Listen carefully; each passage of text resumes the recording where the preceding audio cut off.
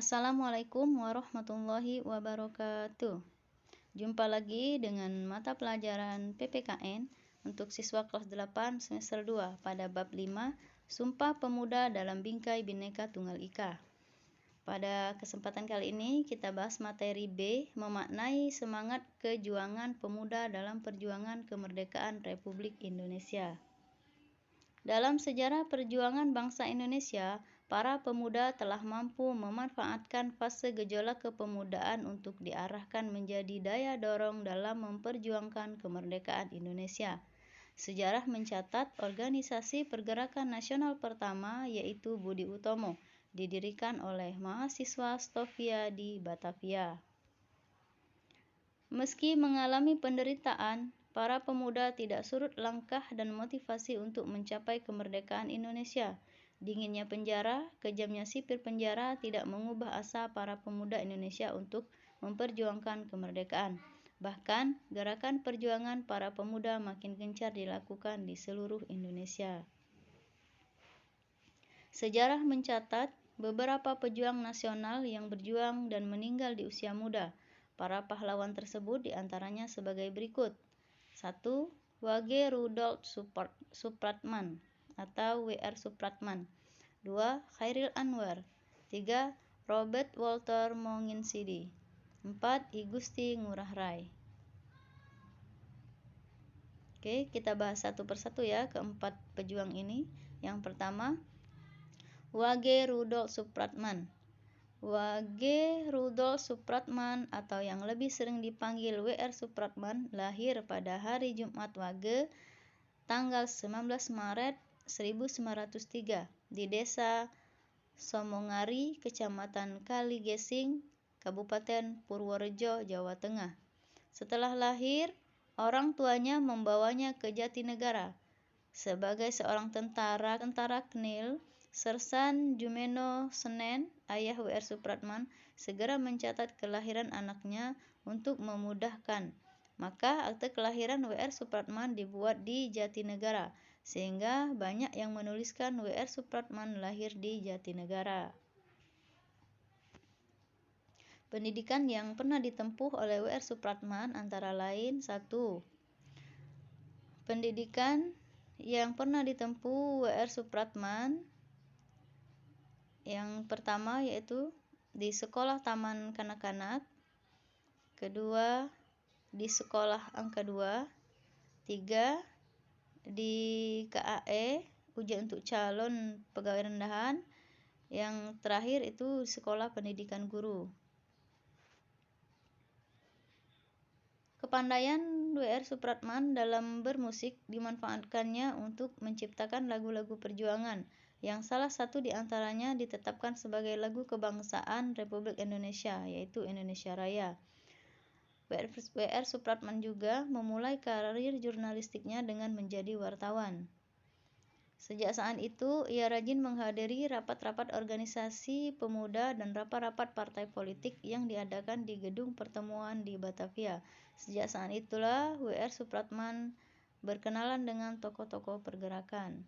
Dalam pelaksanaan Kongres Pemuda kedua pada tanggal 27 sampai 28 Oktober 1928, W.R. Supratman ikut terlibat. Untuk pertama kalinya, ia memperdengarkan lagu Indonesia Raya dengan iringan gesekan biolanya di depan seluruh peserta Kongres sebelum dibacakannya putusan Kongres Pemuda yang dikenal sebagai Sumpah Pemuda. Setelah dilaksanakannya Kongres Pemuda kedua, kehidupan W.R. Supratman tidak lagi tenang karena dimata-matai oleh polisi Belanda dikarenakan kata "merdeka, merdeka" pada lagu karangannya tersebut, sehingga pada tahun 1930 pemerintah Hindia Belanda melarang rakyat Indonesia menyanyikan lagu Indonesia Raya di depan umum. Kondisi kesehatan W.R. Supratman semakin menurun. Pada 17 Agustus 1938, W.R. Supratman meninggal dunia ketika berusia 35 tahun di Jalan Mangga nomor 21 Tambak Sari, Surabaya karena gangguan jantung yang dideritanya. Almarhum W.R. Supratman dimakamkan di pemakaman umum. Atas jasa-jasanya dalam memperjuangkan kemerdekaan Indonesia, W.R. Supratman mendapatkan penghargaan berupa 1. Pemindahan dan perbaikan makam. 2.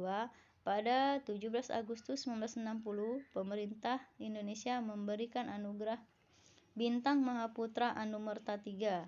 3. Gelar Pahlawan Nasional dari Presiden. 4. Tanda Kehormatan Bintang Mahaputra Utama dari Presiden. Oh ya, yang kelima, fotonya juga dimuat dalam uang lembar kertas 50.000 ya. Seperti di gambar ini. Lanjut, yang kedua adalah Chairil Anwar. Chairil Anwar dilahirkan di Medan pada 26 Juli 1922. Chairil Anwar merupakan anak tunggal. Ayahnya bernama Tulus, mantan Bupati Kabupaten Indragiri Riau, berasal dari Taeh Baruah, 50 Kota, Sumatera Barat. Sedangkan ibunya Saleha berasal dari Situjuh, 50 Kota. Dia masih punya pertalian keluarga dengan Sultan Syahrir, Perdana Menteri pertama Indonesia. Pendidikan yang ditempuh oleh Chairil Anwar, yang pertama, Chairil Anwar masuk sekolah HIS, sekolah dasar untuk orang-orang pribumi waktu masa penjajahan Belanda. 2. Chairil Anwar sekolah di Mulo, sekolah menengah pertama Hindia Belanda, tetapi dia keluar sebelum lulus. Pada usia 19 tahun, Chairil Anwar pindah dengan ibunya ke Jakarta, di mana dia berkenalan dengan dunia sastra.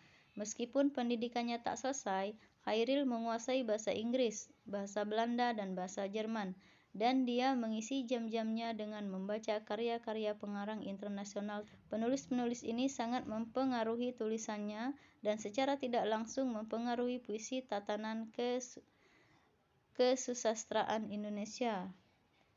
Chairil memang penyair besar yang menginspirasi dan mengapresiasi upaya manusia meraih kemerdekaan. Maksudnya upaya the founding father kita ya, para pemuda pada masa itu untuk meraih kemerdekaan, termasuk perjuangan bangsa Indonesia untuk melepaskan diri dari penjajahan. Hal ini antara lain tercermin dari sajaknya bertajuk Kerawang Bekasi. Dia juga menulis sajak persetujuan dengan Bung Karno yang merefleksikan dukungannya pada Bung Karno untuk terus mempertahankan proklamasi 17 Agustus 1945.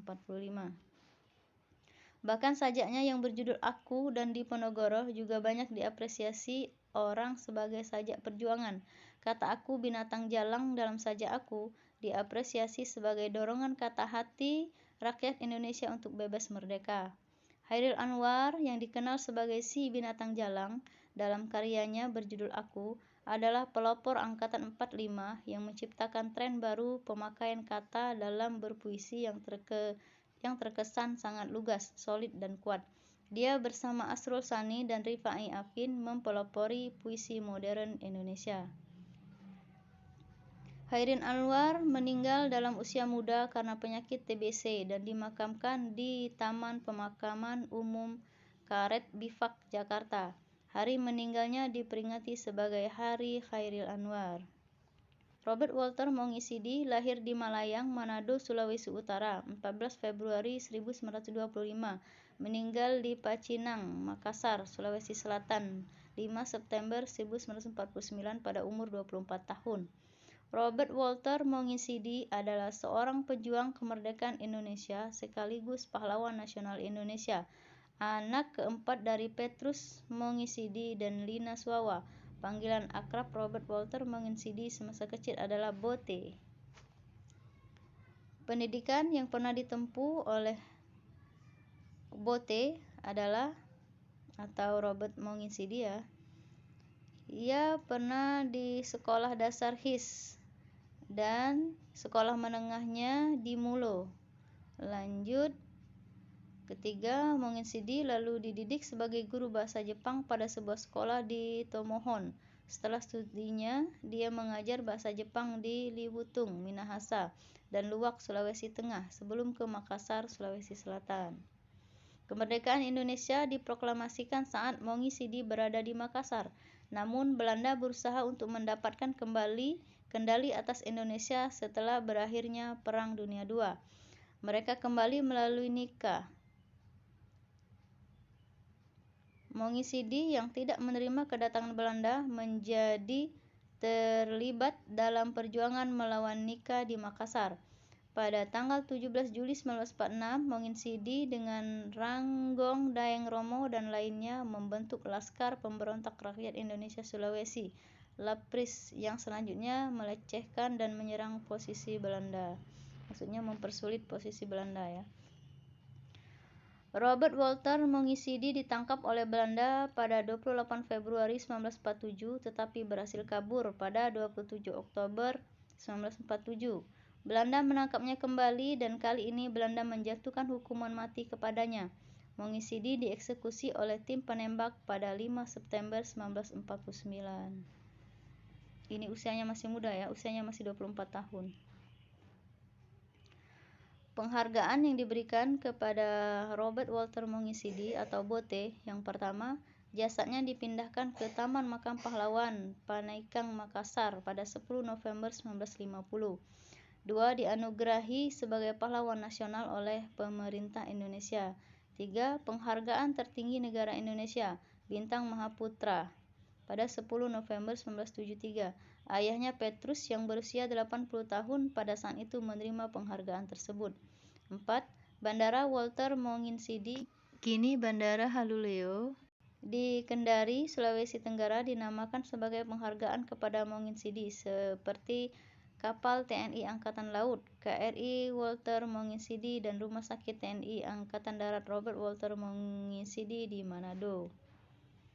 Oke, yang keempat, yang terakhir ya, I Gusti Ngurah Rai.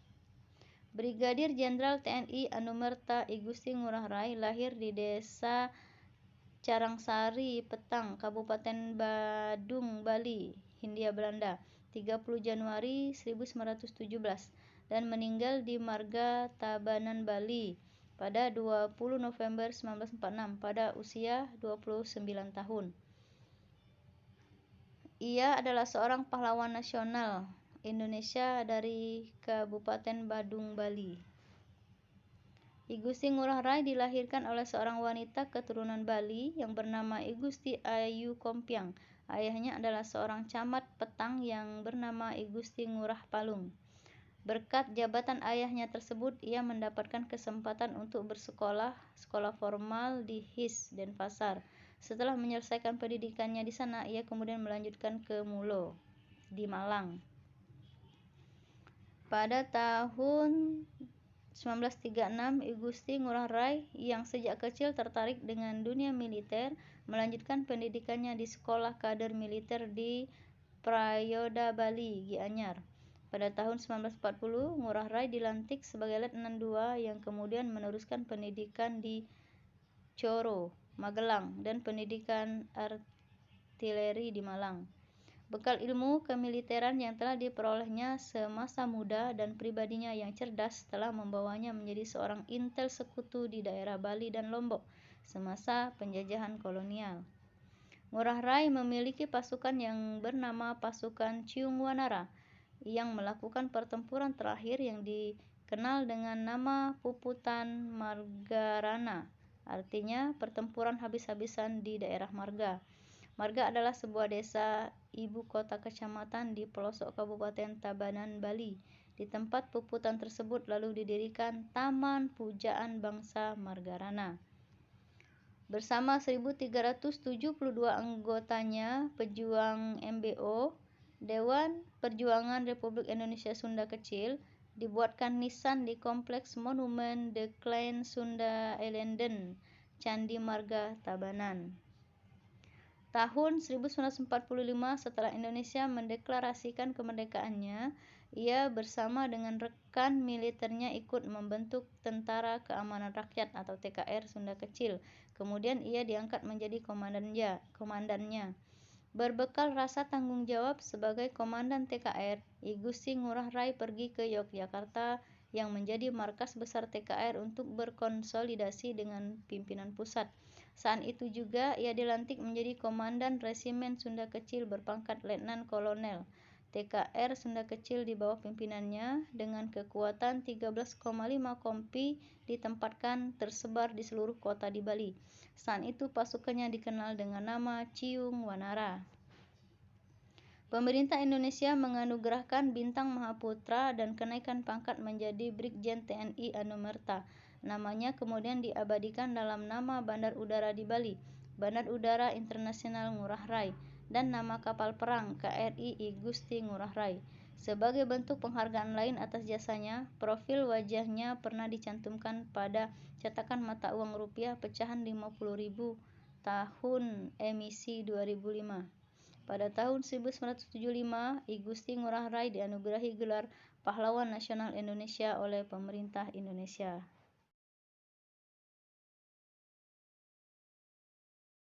Oke, sekian. Terima kasih. Semoga bermanfaat. Wassalamualaikum warahmatullahi wabarakatuh.